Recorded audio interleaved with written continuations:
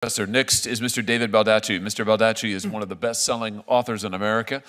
I don't know how many books he's had as the #1 New York Times bestseller. I bet he knows. Maybe he'll tell us. I know I've read his books. I'm delighted to have him here today. He's going to tell us about AI's impact on authors. Welcome, Mr. Baldacci. Thank you. It's a lot. #1 bestseller.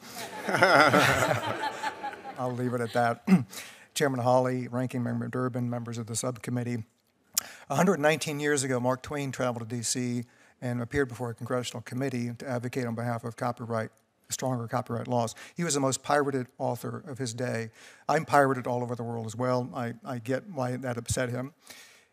He thought creative arts was the lifeblood of this country, and I agree with him.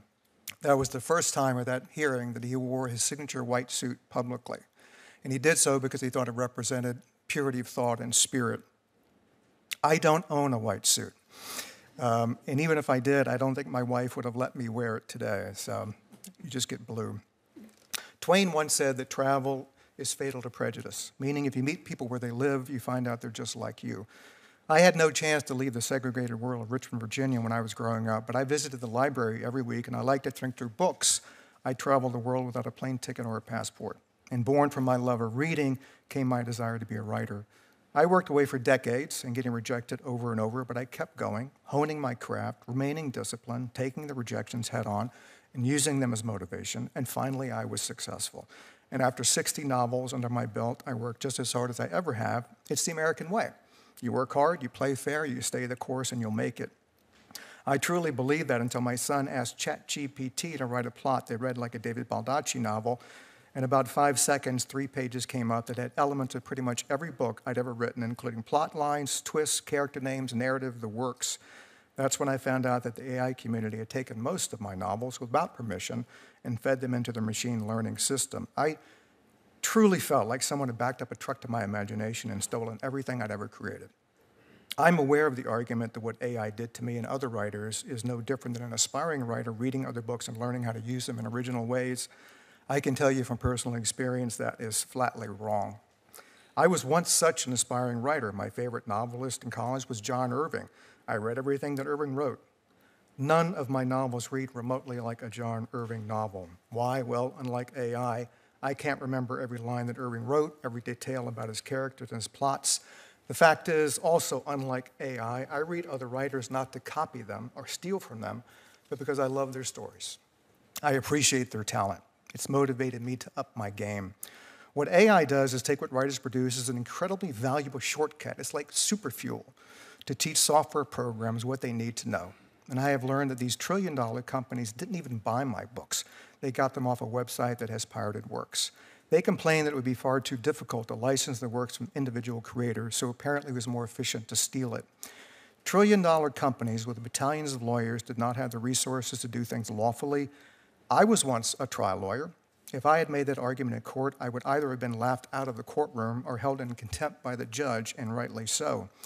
If AI companies only needed words, they could have fed every dictionary in the world into their machine learning.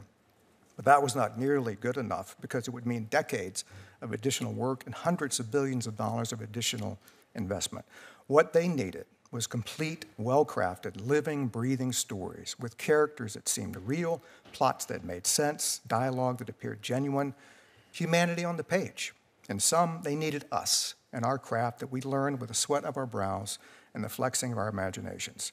And these companies have swooped in, stolen that labor in order to make enormous profits. But we, the writers, the true source of all of this, will receive nothing. AI will allow anyone, with no effort at all, to order up a novel written in the vein of an established writer. And that book can be sold saying that it reads just like a David Baldacci novel. Yes, it does read like my novels, because it is my novel. It is my imagination. People complain about cheap imported goods hurting American workers. Well, we have cheap books being created by American technology flooding the market. That will mean lower profits for publishers and less money to spend on new emerging writers. Trust me, that hurts all of us.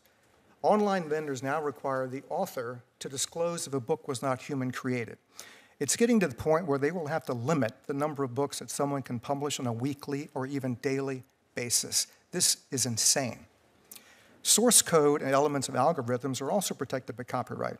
I would hazard to bet that if I stole any of the AI community's source codes or algorithms and then tried to profit off them, they would unleash a tsunami of lawsuits against me. However, if, as AI contends, fair use is actually my entire body of work, there is no more copyright protection for anyone.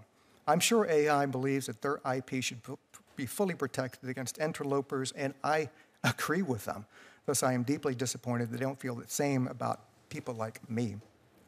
The AI community apparently believes they are entitled to steal our work product, despite it being copyrighted, because what they're doing is so transformational. Well, let me tell you, billions of people have been transformed by books.